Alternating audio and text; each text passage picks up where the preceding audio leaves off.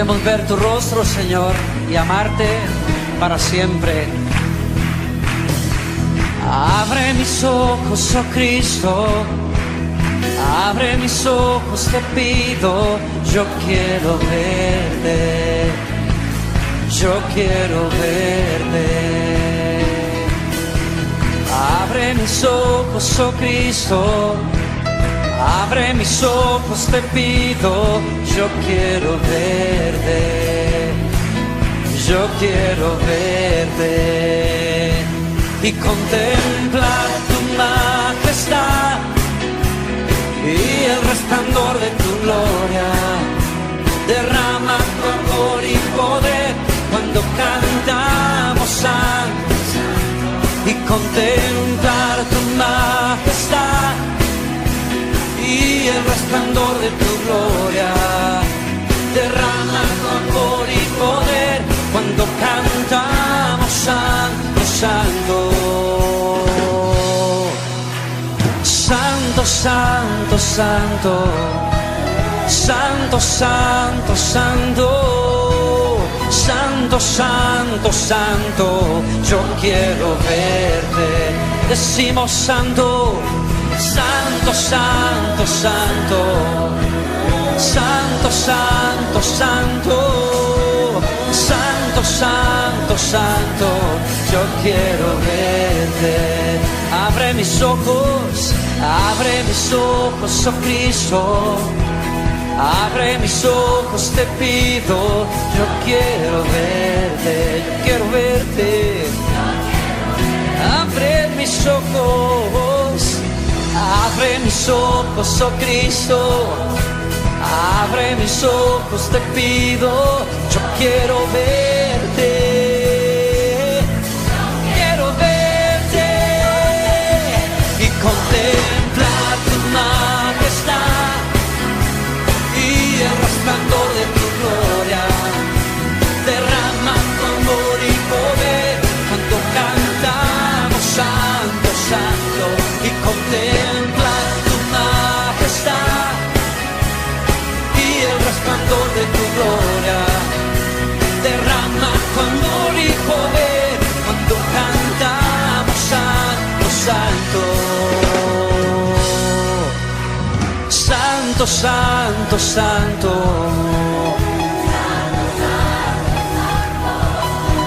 Santo, santo, santo.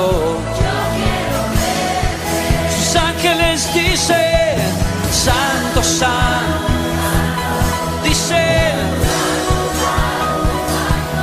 cantan santo. Y su iglesia, y contemplar tu majestad y el resplandor.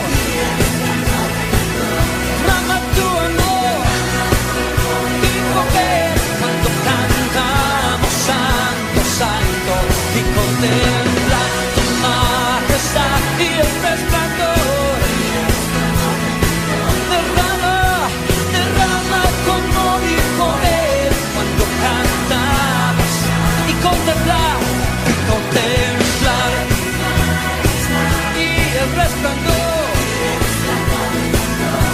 Derrama, derrama tu amor y poder y contemplarte y contemplar tu majestad, oh, y el resplandor de tu gloria. Derrama tu amor y poder cuando cantamos santo, santo. Santo, santo, santo.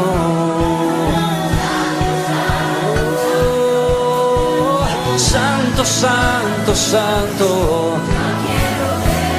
Quiero verte, Señor. Santo, santo, santo. Tú eres. Decimos, quiero verte.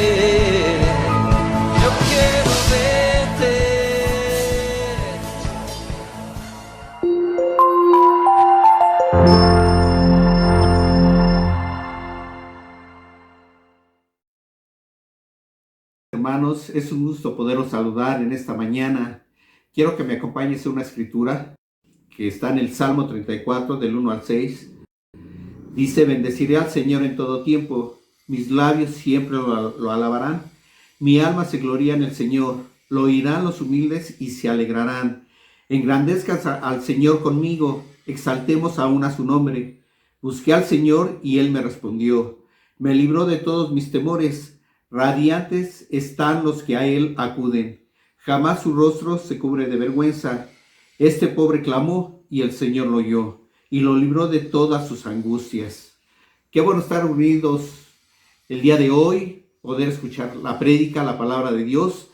Yo le voy a dar la palabra a mi esposa. Buenos días, hermanos. Esta mañana queremos agradecer tanto a Dios por este tiempo. La verdad es que es muy especial el poder tener medios donde podemos comunicarnos. Como dice el salmista, tenemos que bendecirlo cada día, cada momento.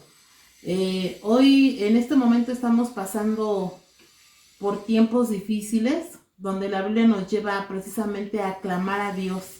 Y dice la Biblia también que Él en cada momento nos escuchará. Esta mañana queremos darle la más cordial bienvenida a la Iglesia de Cristo en la región Aragón. Acompáñanos en una oración, por favor. Vamos a orar. Padre y Señor, Dios del cielo, para usted sea todo el honor y toda la gloria, Dios Santísimo. Gracias, Dios, por permitirnos reunir por este medio, Señor, a su iglesia. Yo pido luego que la bendiga. Le pido, Señor, por Jorge que esté en la prédica. Bendígalo, utilícelo en gran manera, Señor, para que su palabra llegue a la mente y al corazón de todos los que vamos a escuchar su palabra, Señor. Igual yo le pido y le ruego, Señor, por Francisco, que esté con él en la ofrenda, Señor. Le pido y le ruego también, Señor, por Jorge Medina, Señor. Utilícelo, Señor, para que el mensaje de la cruz, Señor, quebrante nuestros corazones y podamos apreciar día tras día, Señor, el sacrificio de su Hijo Jesús. Gracias, Dios, por todo. Bendiga esta reunión. Padre, gracias, y a través de Cristo Jesús pedimos y oramos. Amén. Amén. Bienvenidos, hermanos, a la Iglesia de Cristo en la región Aragón.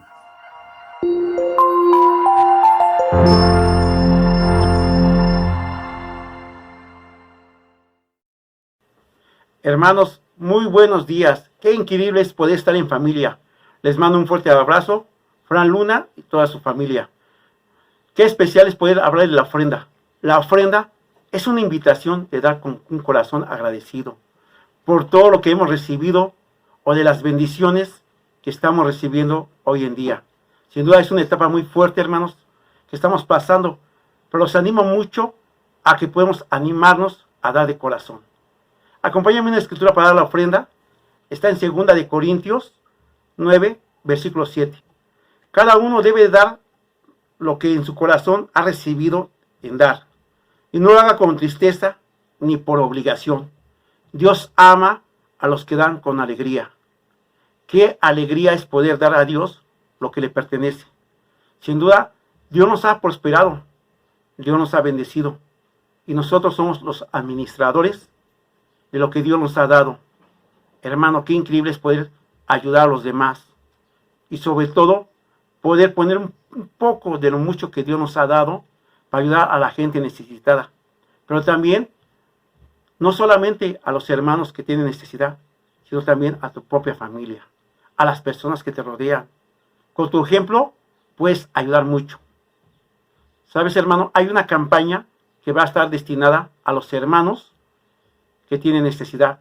Va a ser del 17 al 31 de mayo. Lo que se junte va a ser destinado a los hermanos que tienen alguna necesidad. Te invito a que podamos dar de corazón. Hermanos, vamos a un video y espero que les ayude mucho.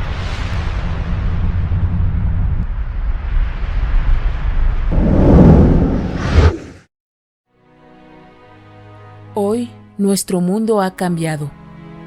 La humanidad lucha contra una gran amenaza, pero eso ya lo sabes. Este trayecto de la vida nos ha mostrado grandes desigualdades y caemos en cuenta que para nuestra supervivencia, el trabajo de unos es imprescindible y la obediencia de los demás para quedarse en casa. Algunos lo han logrado, trabajar a distancia, pero otros desafían una gran tormenta, pues salir a ganar el pan día a día es indispensable. Sin embargo, los negocios han cerrado, han perdido sus empleos, algunos se encuentran enfermos.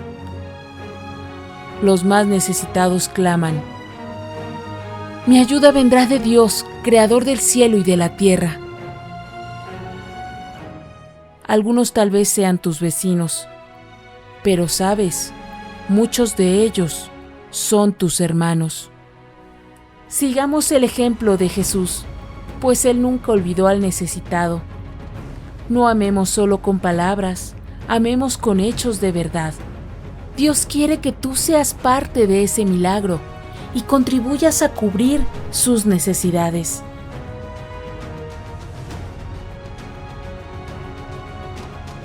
Abramos nuestros brazos y ayudemos hoy por nuestros hermanos.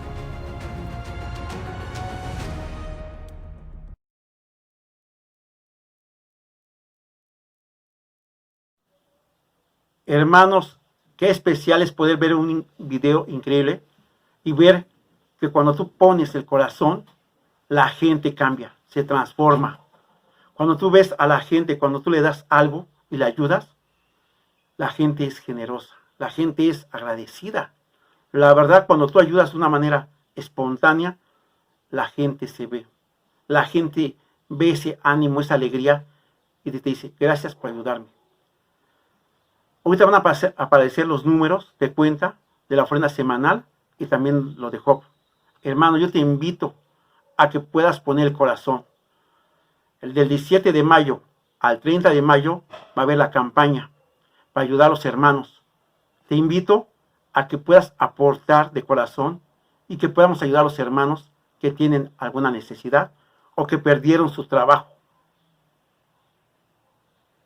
Hermanos, acompáñenme a una oración para recoger la ofrenda. Dios Padre bendito que estás en el cielo, te damos gracias por este tiempo que tú nos regalas. Gracias por el corazón de mis hermanos. Bendice sus trabajos, bendice sus casas. Por favor, bendice el dinero, Señor, que vamos a dar de corazón.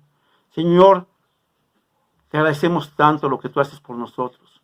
Cuánto estamos dispuestos a poner ese granito de arena para poder ayudar a mis hermanos que tienen alguna necesidad.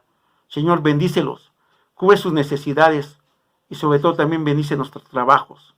Gracias por el inmenso amor que nos tienes. Gracias por mi Señor Jesucristo, que dio lo mejor de sí, Dios, y cuánto nosotros también nos debemos de esforzar por dar lo mejor de nosotros. Bendice la ofrenda, y esto te lo oramos en nombre del Señor Jesucristo, que es mi Señor Salvador. Amén.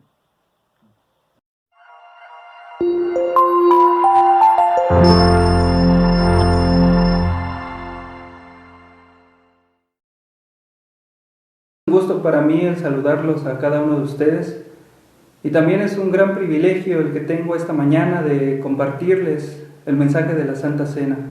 Y para ello te pido que me acompañes al libro de los Salmos, capítulo 22, y vamos a leer. Y dice la Biblia, acompáñame: Dios mío, ¿por qué me has desamparado? ¿Por qué estás tan lejos de mi salvación y de las palabras de mi clamor?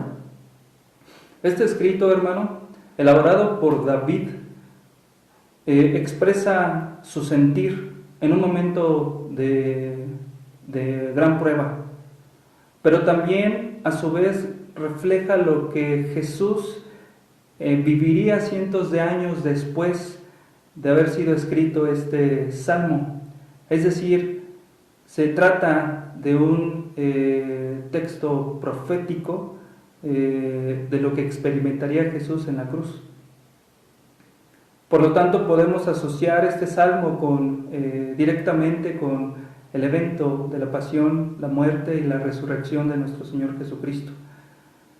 Y tenemos que Jesús, estando en la cruz, cargando con nuestros pecados, muy seguramente recordó este pasaje, este versículo, cuando se encontraba colgado en el madero, porque dijo una de las 7 frases de las cuales hace unos días Jorge nos hablaba, y que acabamos de leer en el primer versículo.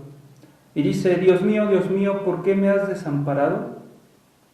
La Escritura nos menciona la palabra desamparado y escribe o describe la soledad. Y así como David, Jesús experimentó soledad. El amado Hijo de Dios, nuestro Señor y Salvador, experimentó la soledad. Llevó el pecado del mundo también sobre sí mismo. Cargó con la sentencia de la humanidad, no solo la de muerte, sino también la sentencia de la separación de Dios. Dos cosas, la muerte y la separación de Dios como consecuencia de la muerte. En ese momento Jesús experimentó el momento más oscuro de su vida y lo sobrellevó por nosotros. ¿Te das cuenta, hermano? Mi pecado, tu pecado, el pecado de toda la humanidad es el causante de la condena, no solo de muerte, sino como consecuencia de esto, la separación de nuestro Dios. Te pregunto, ¿qué pecado está ocasionando en este tiempo que estés muriendo y separado como consecuencia de la presencia de Dios? ¿Qué ha sido en este tiempo que has practicado y que has vivido estas dos cosas? ¿Quieres eso en tu vida? ¿Quieres vivir muriendo constantemente por el pecado y lejos de la presencia de Dios como consecuencia? ¿Te gustaría estar constantemente en esa condición espiritual? Evidentemente no, hermano. No nos gustaría, no me gustaría, y sé que a ti tampoco te gustaría. Y Jesús en la cruz estaba cargando con nuestros pecados. Y mira lo que dice la siguiente parte de este salmo, en su versículo 1. ¿Por qué estás tan lejos de mi salvación y de las palabras de mi clamor? ¿Qué hizo Jesús al cargar con el pecado ajeno a él? Fue con Dios, sin quejarse, sino pidiendo auxilio urgente. Eso expresan las palabras que acabamos de leer en la segunda parte del versículo 1 del Salmo 22. Y veo, hermanos, eso trasladado a mi vida, y reconozco que soy pecador y que por lo tanto necesito acudir con urgencia al auxilio de nuestro Padre Celestial cuando peco. Y es lo que necesitamos hacer, porque Jesucristo lo hizo, hermano. Cargando con un pecado ajeno, fue con Dios, no se quejó, pidió, exclamó que Dios estuviera cerca de él y que escuchara sus palabras. ¿Cómo nos sentimos, hermano, cuando pecamos? Nuestra tendencia es escondernos, alejarnos, sentirnos indignos, incluso hasta hipócritas. ¿Te has sentido así alguna vez, hermano? Yo sí me he sentido así. Pero la Biblia nos lleva a no escondernos. Podemos quizás sentirnos indignos o hipócritas, pero como la Biblia lo menciona, sigamos el ejemplo de nuestro Señor Jesús, nuestro Salvador. Nos invita la Biblia a hacerlo las veces que sean necesarias hasta que Dios nos escuche, hasta que Dios nos responda. Así como Cristo clamó y le pidió a Dios que estuviera cerca de él porque se sentía desamparado y que también lo escuchara, de la misma manera necesitamos hacerlo, hermano. ¿Qué haces cuando pecas? ¿Te alejas o buscas a Dios? ¿Qué haces cuando la tentación se consuma en tu vida, perdón? ¿Te quejas? ¿Te indignas? ¿Te sientes hipócrita? ¿O más bien clamas a Dios, pides su ayuda, su auxilio? Clama a Dios, hermano. Pídele que esté cerca de ti, no desistas, no te canses de insistir, a pesar de o sin importar el pecado que hayas cometido. ¿Y qué sucede como consecuencia de aplicar ese corazón que tuvo Jesús en nuestra propia vida? En ese mismo salmo, en los versículos 22 al 24, dice la Biblia: anunciaré tu nombre a mis hermanos, en medio de la congregación te alabaré. Los que teméis a Jehová, alabadlo, glorificadlo, descendencia toda de Jacob, temedlo vosotros, descendencia toda de Israel, porque no menospreció ni rechazó el dolor del afligido, ni de él escondió su rostro, sino que cuando clamó a él, lo escuchó. David expresa en estos versículos, hermano, su seguridad porque recibió la respuesta a su petición. Le dio una victoria a la prueba que estaba enfrentando David. De la misma manera, David expresa proféticamente lo que Jesús experimentó tiempo después, cuando clamó a Dios, estando en la cruz. ¿Cuál fue la respuesta de Dios? La resurrección. Dios resucitó a nuestro Señor Jesucristo. Jesús no se quedó en la tumba, hermano. No acabó ahí su existencia. Venció la muerte. Y está ahora sentado a la diestra de nuestro Dios, abogando por ti y por mí, hermano. Es una gran victoria la que Dios le concedió a nuestro Señor Jesús. Y vemos que no fue sencillo, no fue fácil. Pero Jesús hizo la voluntad de nuestro Dios. Y esa misma victoria que le dio Dios tanto a David como a Jesús, eso podemos experimentarlo nosotros, hermano, si imitamos el corazón de Jesús, si en lugar de que cuando pequemos vamos a Él en oración y le pedimos auxilio, ayúdame, escúchame, quédate cerca de mí. Si imitamos ese corazón, Dios nos va a dar la victoria.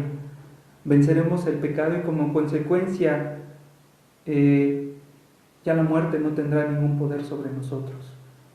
Y por lo tanto estaremos en la presencia de Dios, hermano. Este tiempo es para celebrar ese sacrificio, pero también ver que Jesucristo no está muerto, hermano. Está vivo, no se quedó en la tumba, resucitó y hoy está sentado a la derecha del trono de Dios, abogando por ti y por mí. Al consumir el pan y el jugo que representa el cuerpo y la sangre de nuestro Señor Jesús, pidamos porque Dios nos ayude a tener un corazón como el de nuestro Señor Jesús. Acompáñame a una oración por el pan y por el jugo. Bendito Padre Celestial, es un privilegio grande el poder estar en su presencia. Queremos agradecerle por esta oportunidad grande de hablarle y de agradecerle por Cristo, por nuestro Mesías, por nuestro Señor y Salvador, que dio su vida por cada uno de nosotros y que Padre Dios no se quedó en la tumba, no se quedó muerto, Dios resucitó, tú lo resucitaste, tú le diste la victoria, Dios.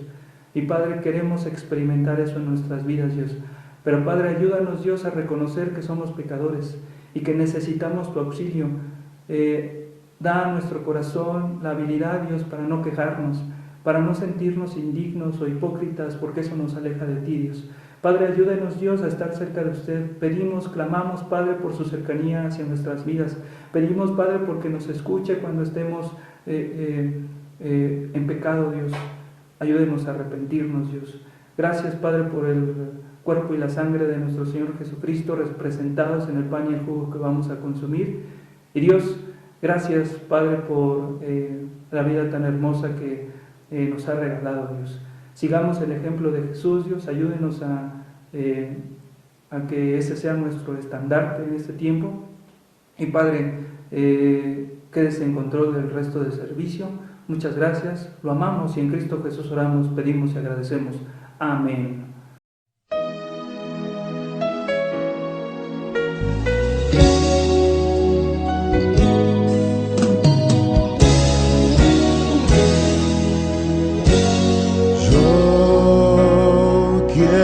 más de ti.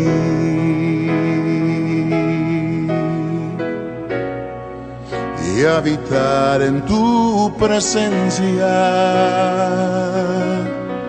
menguar para que crezcas tú y cada día seré más como tú. Si yo quiero más de ti,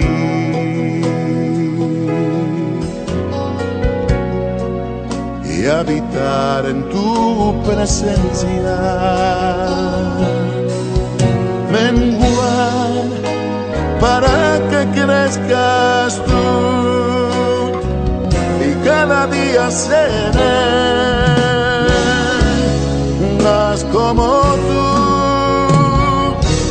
Quebranta mi corazón, quebranta mi vida, te entrego mi voluntad a ti. Todo lo que soy, Señor, todo cuanto tengo es tuyo.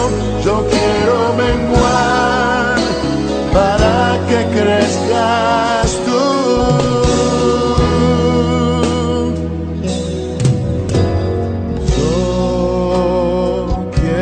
Más de ti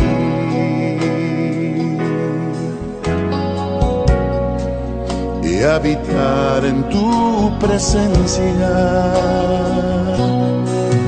menguar para que crezcas tú y cada día seré más como tú.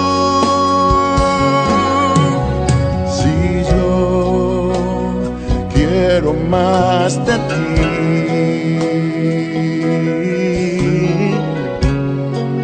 y habitar en tu presencia, menguar para que crezcas tú y cada día seré más como tú. Quebranta mi corazón, quebranta mi vida, te entrego mi voluntad a ti. Todo lo que soy, Señor, todo cuanto tengo es tuyo. Yo quiero menguar para que crezcas tú. Quebranta mi corazón, transfórmame a ti, Señor, solo a ti. Todo cuanto tengo es tuyo. Yo quiero menguar para que crezcas tú. Yo quiero menguar para que crezcas tú. Yo quiero menguar para que crezcas tú, Jesús.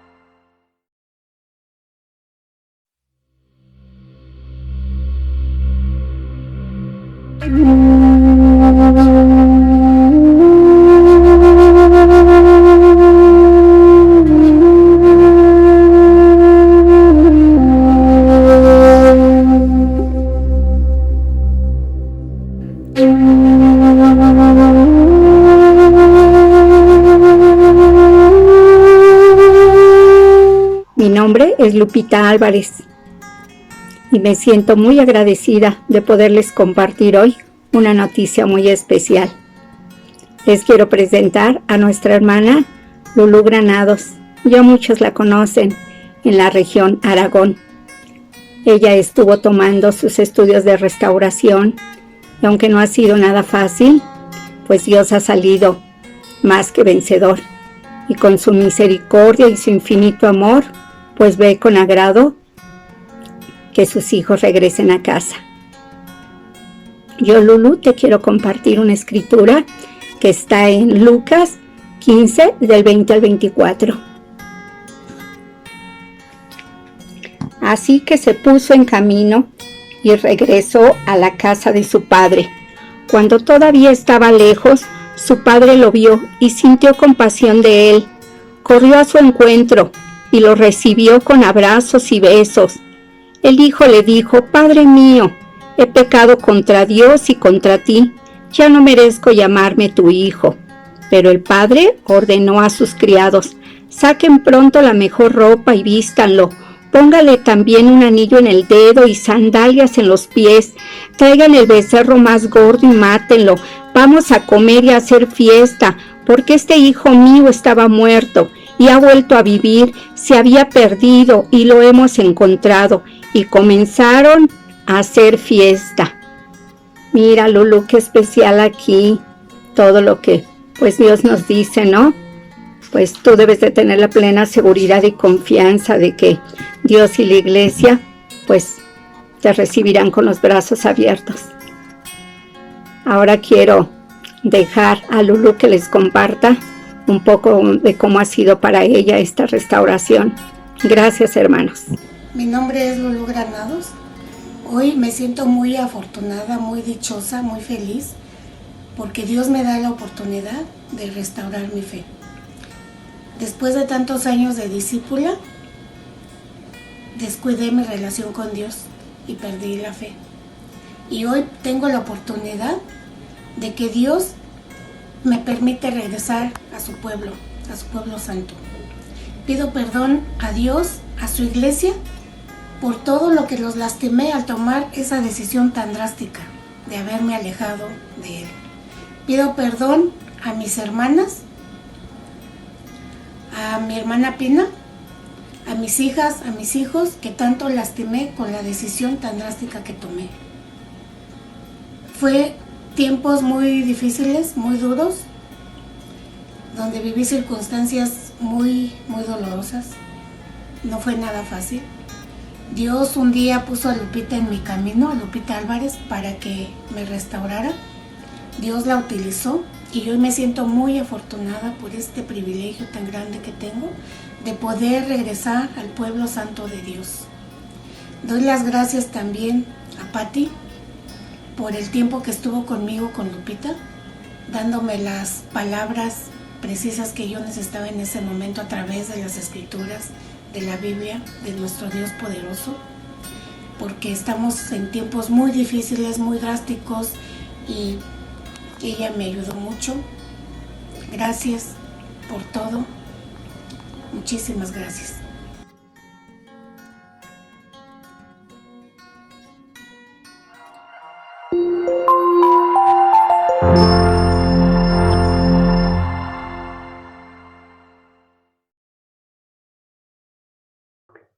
Buenos días, hermanos. Les mando un fuerte abrazo.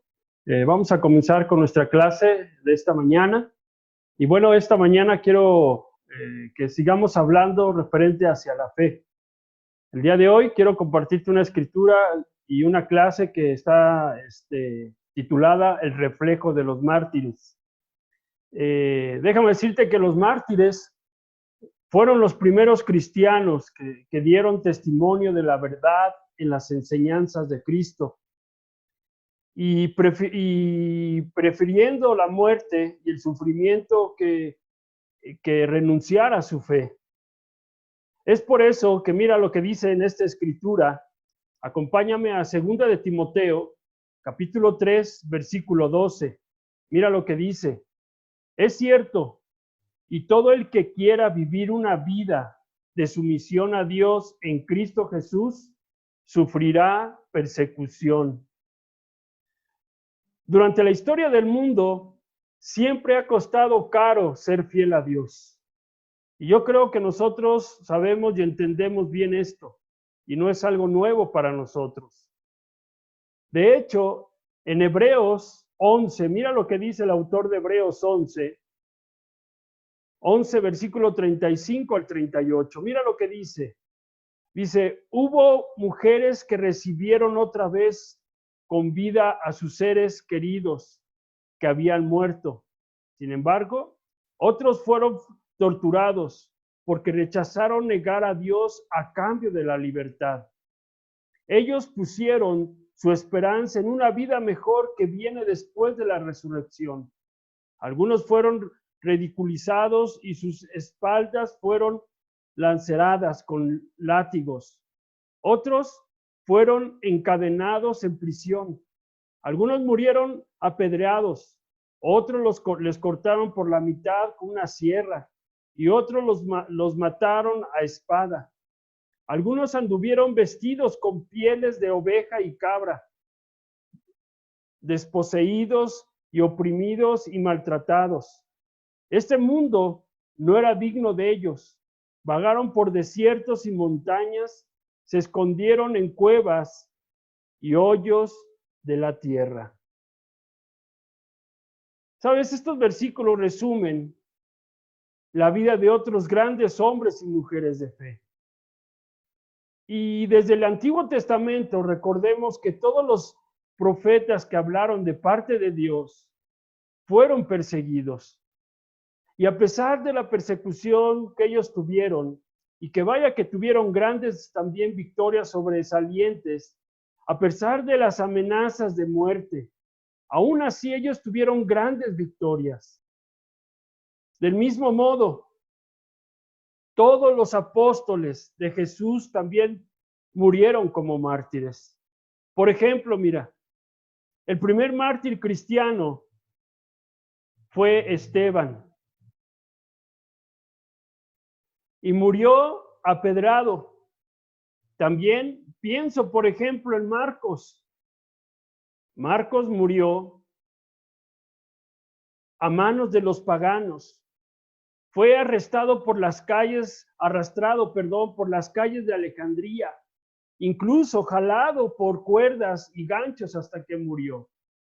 No se diga Andrés.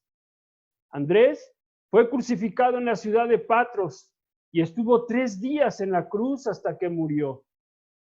Mateo, gracias al tirano Aitaco, cuando subió al poder, manda perseguir a la iglesia cristiana y le da muerte precisamente a Mateo. A él lo clavaron a la tierra y lo decapitaron. También pienso mucho en Pablo. También lo decapitaron en Roma por órdenes del emperador Nerón. Y bueno, excepto Juan. Juan murió pacíficamente en Éfeso a la edad de más de 80 años. Y de igual manera, en la era cristiana, muchos millares de cristianos fueron severamente maltratados, fueron severamente torturados y hasta asesinados, porque se mantuvieron firmes en su fe. De hecho, los judíos persiguieron a los cristianos y después los paganos del Imperio Romano hicieron lo mismo. Y cuando los romanos se convirtieron al catolicismo, empezó una gran persecución nueva de más de 1 milenio, dirigida precisamente por los papas de Roma. Y desde el año 1650, algunos países han permitido libertad de conciencia, pero no fue hasta el siglo XVIII que varios países comenzaron a incluir la libertad de cultos en sus constituciones. Lo cierto es que aunque haya plena libertad de cultos en muchos lugares del mundo hoy en día, todavía existen países donde se prohíbe el cristianismo. Por ejemplo, mira, pienso ahí en Cuba, incluso todo el Medio Oriente de Irak, Irán, Argelia, Pakistán o Arabia Saudita, no se diga la India. Recuerda que la fe por la cual vale morir es una fe que salva. Recordemos que en los días de Noé, todos eran malos, todos eran pecadores, festejando, emborrachándose y viviendo en lujo de inmoralidad. Lo triste es que nadie le hacía caso a Dios. Nadie se preocupaba de obedecer sus mandamientos. Absolutamente nadie, excepto un hombre que se llama Noé. Noé era diferente. Era un hombre bueno. Y Dios habló con Noé. Porque Noé le hacía caso y le creía. Y por la fe de Noé, cuando fue advertido por Dios acerca de cosas que aún no se veían, con temor preparó el arca en donde él y su familia se salvarían. Y por esa fe, Noé condenó al mundo y fue hecho heredero de la justicia que viene por la fe. Incluso es lo que dice en Hebreos 11, mira lo que dice en el versículo 7, dice, fue por la fe que Noé construyó un barco grande para salvar a su familia del diluvio en obediencia a Dios, que le advirtió de cosas que nunca antes habían sucedido. Por su fe, Noé condenó al resto del mundo y recibió la justicia que viene por la fe. Sin duda, Noé sufrió el rechazo de la gente porque era diferente y porque obedecía a Dios. Y Dios le encomienda la tarea de construir un barco enorme en medio de un territorio seco. Imagínate. Y aunque el mandato de Dios no parecía tener tanto sentido, Noé obedeció sin cuestionar a Dios. Y cuando Noé obedeció, es ahí donde se vuelve un extraño para la gente. Y del mismo modo, cuando nosotros comenzamos a obedecer a Dios, no te sorprendas si otros te consideran extraño o te consideran diferente. Y si Dios nos ordena algo, Él nos ayudará, nos dará fuerzas para realizar la tarea que se nos está encomendando. Te recuerdo que el mundo fue malo. Te recuerdo que el mundo estuvo lleno de oscuridad. Pero Noé creyó en el plan de Dios. Y obviamente se salvó. Sabes, tristemente después del diluvio, muchos descendientes de Noé volvieron a la idolatría. Hicieron dioses de piedra y de barro. Los idólatras se congregaron en las llanuras de Sinar, es decir, el actual Irak, hasta que Dios decidió esparcirlos sobre toda la faz de la tierra. Por eso, mira lo que dice aquí en Génesis 11, versículo 9, dice, por eso la ciudad se llamó Babel, porque fue allí donde el Señor confundió a la gente con distintos idiomas. Así los dispersó por todo el mundo. Pero en medio de esa idolatría, en Sinar, vivió también un hombre recto. Y ese hombre es llamado Abraham. Dios le habló a Abraham porque Abraham le hacía caso y le creía. Y también por causa de su fe, Abraham obedeció a Dios. De hecho, fue gracias a su fe que habitó como extranjero en la tierra prometida. Mira lo que dice ahí en Hebreos 11, versículo 8. Mira lo que dice. Dice la Biblia. Fue por la fe que Abraham obedeció cuando Dios lo llamó para que dejara su tierra y fuera otra que él le daría por herencia. Se fue sin saber a dónde iba. Incluso cuando llegó a la tierra que Dios le había prometido, vivió allí por fe, pues era como un extranjero que vive en carpas. Lo mismo hicieron Isaac y Jacob, quienes heredaron la misma promesa. Sin duda, Abraham era un hombre de fe. Dejó su hogar y se fue a otra tierra, obedeciendo sin discutir con Dios. Y creyó obviamente en el pacto de Dios que hizo con él. Eso lo puedes leer incluso allí en Génesis 12, versículo 2 al 3, y también lo puedes leer en Génesis 13, del 14 al 16. ¿Sabes? También Abraham, por obediencia a Dios, estuvo dispuesto a sacrificar a su hijo Isaac. Lo recordarás allí en Génesis 22, del 1 al 19. Pero una realidad es que en los tiempos de Abraham, también el mundo antiguo fue malo y estuvo lleno de maldad. Pero Abraham creyó una vez más en Dios y fue salvo. Y de hecho, los descendientes de Abraham llegaron a ser el pueblo de Dios. Fíjate, algo interesante es que a veces los israelitas creían en Dios y andaban apegados en el camino de Dios, pero fueron más las veces que mostraban su incredulidad con sus vidas pecaminosas y rebeldes que su fidelidad a Dios. ¿Sabes? El problema fue que la inmundicia, que incluso las hechicerías, los pleitos y la avaricia gobernaban sus vidas hasta que Dios mismo, en la persona de Jesús, vino a la tierra para hablarles. Y unos pocos, que eran los seguidores de Jesús, le hicieron caso a Dios, creyendo a Dios, y por causa de su fe, Dios los adoptó como sus hijos suyos. Mira lo que dice esta escritura aquí en Génesis 3, versículo 26 al 27. Dice, pues todos ustedes son hijos de Dios por la fe en Cristo Jesús. Y todos los que fueron unidos a Cristo en el bautismo se han puesto a Cristo como si se pusieran ropa nueva. Fíjate, algo interesante es que en la sociedad romana, un futuro joven ponía a un lado la túnica de su niñez y se vestía con una nueva túnica.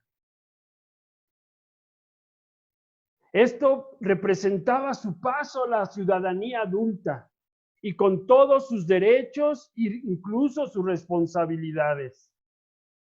Por eso Pablo cambia esta concepción cultural con el concepto del bautismo para ser cristiano y ser bautizados. Porque los creyentes gálatas estaban creciendo espiritualmente y estaban listos para tomar el privilegio y las responsabilidades de una persona ya mayor, ya madura. Por eso Pablo dice que ellos ya habían puesto a un lado las vestiduras viejas de la ley y ahora estaban vistiendo el ropaje nuevo de la rectitud en Cristo. Incluso eso lo podemos leer en 2 de Corintios, en el capítulo 5, versículo 21, y en Efesios 4, versículo 23 y 24. Y por su fe incluso llegaron a ser hijos de Dios. Y como hijos también fueron herederos, como hijos. También fueron coherederos de Cristo. Mira lo que dice aquí esta escritura. En Romanos 8, versículos 16 al 17, dice, pues su espíritu se une a nuestro espíritu para confirmar que somos hijos de Dios. Así que como somos sus hijos, también somos sus herederos. De hecho, somos herederos junto con Cristo de la gloria de Dios. Pero si vamos a participar de su gloria, también debemos participar de sus sufrimientos.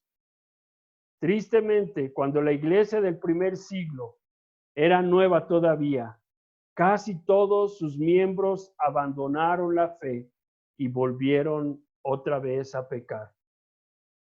Y fue cuando en el nombre de Jesús, millones de cristianos falsos mataron a sus enemigos, robaron incluso a los pobres, persiguieron a los cristianos verdaderos, blasfemaron la verdad y terminaron inundando a toda Europa en las edades bárbaras. Y durante ese tiempo oscuro, había pocos que mantuvieron su fe en Dios. Había pocos que llevaron la luz del Evangelio de generación tras generación.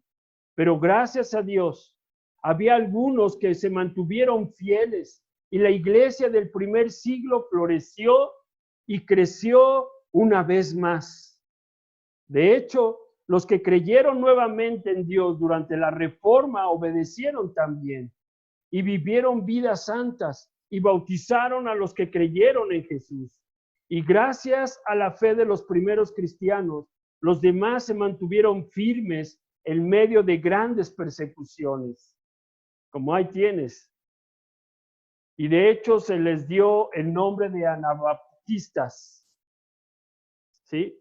Se les dio el nombre de anabaptistas e incluso algunos fueron degollados, algunos fueron quemados vivos y descuartizados. Imagínate, mujeres enterradas vivas junto con sus hijos, y algunas mujeres y niños los ahogaban. Pero la fe de estos mártires fueron liberados de la ira venidera. Mira lo que dice esta escritura aquí, en Primera de Tesalonicenses, capítulo 1, versículo 10, dice, también comentan como ustedes esperan con ansias la venida desde el cielo del Hijo de Dios, Jesús, a quien Dios levantó de los muertos. Él es quien nos rescató de los horrores del juicio venidero. En este versículo, Pablo enfatizó la segunda venida de Jesús. Y debido a que la iglesia en Tesalónica estaba siendo perseguida, Pablo la anima a mirar hacia adelante, a la liberación que Cristo traería.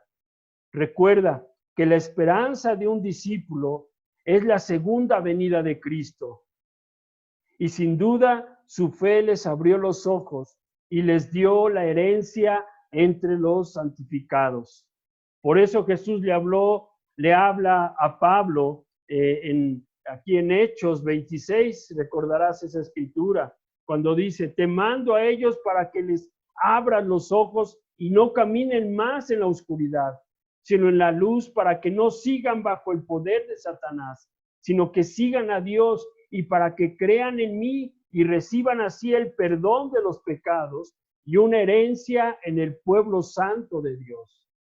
Mira lo que está diciendo esta escritura. Incluso por causa de la fe que tuvieron los primeros cristianos, nunca retrocedieron para la perdición, sino que obtuvieron el resultado de su fe. Esto fue la salvación de su alma. Incluso lo podemos ver también ahí en Hebreos 10, versículo 38 al 39, cuando dice, mi justo por la fe vivirá, pero si se vuelven atrás, no estaré contento de él.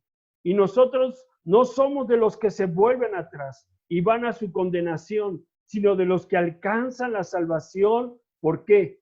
Porque tienen fe. Pablo anima a los hermanos a no abandonar la fe en los tiempos difíciles, en los tiempos de persecución, sino a demostrar mediante la paciencia que esa fe es verdadera.